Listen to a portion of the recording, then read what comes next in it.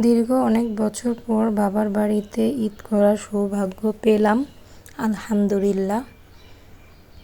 আর আপনাদের সাথে শেয়ার করব কি কি করলাম। আশা করছি আপনাদের ভালো লাগবে। চলুন তাহলে ব্লগটা স্টার্ট করি। হ্যালো এভরিওয়ান, আসসালামু আলাইকুম। আশা করছি সবাই ভালো আছেন, আমরাও ভালো আছি আলহামদুলিল্লাহ। তো বাবার বাড়িতে চলে যাচ্ছি দীর্ঘ অনেক বছর পর। বাবার বাড়িতে ঈদ করার আমার সৌভাগ্য পেলাম আমি, আলহামদুলিল্লাহ। আর সবাইকে ঈদ মোবারক। আমার ব্লগটা ছাড়তে খুব দেরি হয়ে গেছে, আশা করছি আপনারা ব্লগটা দেখবেন। আর বাবার বাড়িতে চলে আসছি, আর এখানে আমাকে দায়িত্ব দিয়েছিল ট্যাং গোলানোর জন্য। আর তেমন ভাজাপুরি আম্মুকে বলেছিলাম করতে না। ভাজাপুরি খেতে খেতে খুবই বোর হয়ে গেছিলাম, তাই বার্গার এনেছিল, তারপরে একটু ফল আর একটু হালিম খেয়েছিলাম।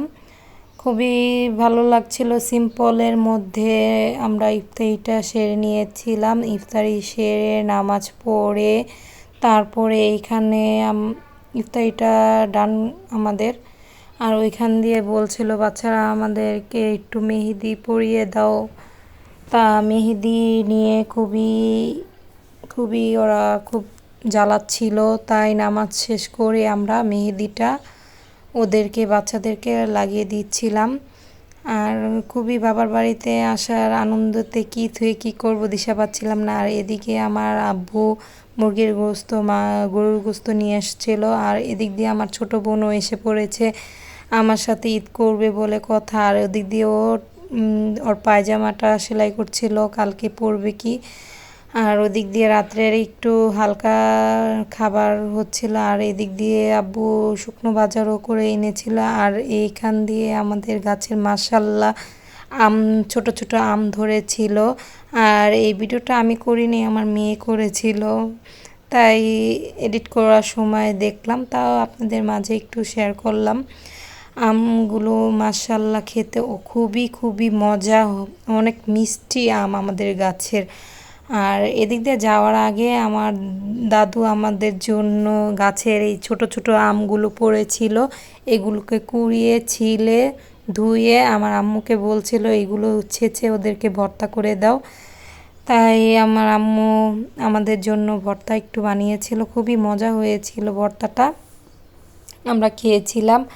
আর একটা কথা বলে রাখি, ভিডিওটা একটু বড় হবে, আপনারা আশা করছি মনোযোগ দিয়ে একটু দেখবেন ভিডিওটা। আর অবশ্যই লাইক কমেন্ট শেয়ার করবেন, আর আমার পাশে থাকবেন, আর ভিডিওটা দেখতে থাকুন। আর এদিক দিয়ে আম ভর্তাটাও আমরা খেয়ে নিলাম নামাজে পড়া শেষ করে।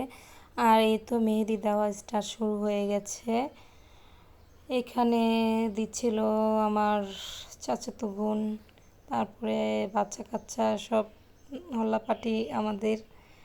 আর আগের মতন তেমন ঈদের আমেজটা আমরা পাই না। আমরা যেরকম ছোটোবেলায় আনন্দ করেছি সেই আনন্দটা আর পাওয়া যায় না। যাই হোক, এই তো ঈদের দিন সেমাই, ছেলেকে সেমাই খাওয়াই দিয়ে তারপরে ওর নানার সাথে ঈদের নামাজ পড়তে পাঠিয়ে দিলাম। সকালটা উঠতে চাচ্ছিল না, খুবই কষ্ট করে উঠিয়েছি আর নামাজে পাঠিয়েছিলাম ওর নানা ভাইয়ের সাথে আর ওর মামার সাথে। নামাজ শেষ করে এসে তারপরে এই তো দুপুর টাইমে একটু খিচুড়ি না হলে আমার চলেই না। ঈদের দিন খিচুড়ি খেতে হবে, আর সবাই মিলে একসাথে খিচুড়ি খেয়েছে, খুবই মজা লাগছিল। আর এইদিকে খাওয়া দাওয়া শেষ করে আর বাচ্চারা সালামির জন্য খুবই করছিল, আর সালামির জন্য নেওয়ার জন্য অনেক কাড়াকাড়ি লেগে যাচ্ছিলো। আর আমি বলছিলাম এই নাও তোমাদের সালামি, আর সবাইকে দিয়ে দিয়ে দিলাম। আমরা দুই বোন একসাথে সালামি দিচ্ছিলাম, খুবই মজা করছে। আমরা যে সময় আমাদের ঈদ ছিল ছোটোবেলায় আমরা করেছি, খুবই সালামির জন্য সবার পিছে পিছে ঘুরেছি। আর এখনকার বাচ্চারা না চাইতেই সালামি পেয়ে যায়, আলহামদুলিল্লাহ। যাই হোক, আমাদের ঈদটা কেটেছে খুবই ভালো, আলহামদুলিল্লাহ। বাবার বাড়িতে ঈদ করেছি প্রথমবার বলে কথা। ঈদ মুবারক সবার তরে আসসালামু আলাইকুম। ঈদ মুবারক সবার তরে আসসালামু আলাইকুম। ঈদ মুবারক সবার তরে আসসালামু আলাইকুম। ঈদ মুবারক।